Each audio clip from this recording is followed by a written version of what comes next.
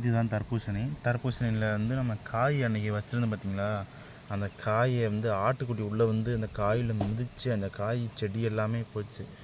இப்போ புதுசாக இப்போ காய் வச்சுருக்கு, பார்ப்போம் எப்படின்னு வர்றதை பார்க்கலாம்.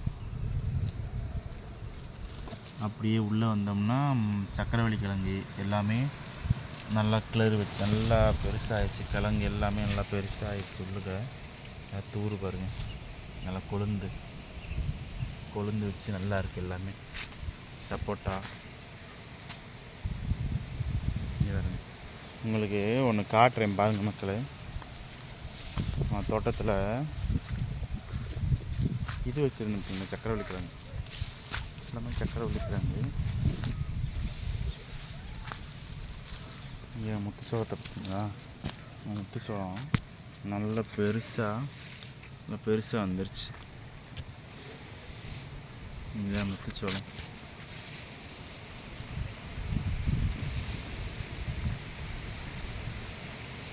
கொய்யா, தோட்டத்தில் உள்ள கொய்யா எல்லாமே பெருசாகிடுச்சு. ரோஸ் கண்டு நல்லா தலைஞ்சிட்டு இருக்கும்போதே ஆடு மாடு எல்லாம் உள்ளே வந்து கடிச்சு, எல்லாம் சுற்றி தான் வேலி அடிச்சிருக்கோம். வேலி அடிச்சிருந்தாலும் அந்த ஆடு மாடு உள்ளே வந்து கடிச்சிருது.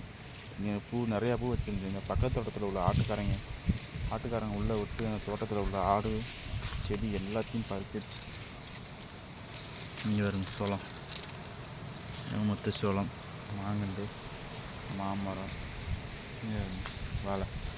நம்ம வாழைங்க 3 மாதம் ஆச்சு வச்சு வாழை.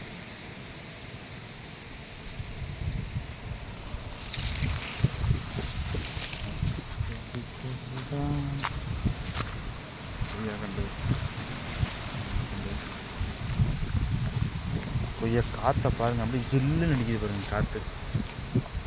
மாங்காய்லாம் ஆட்டு பாருங்கள், தனி நல்லா மாங்காய் பாருங்கள்.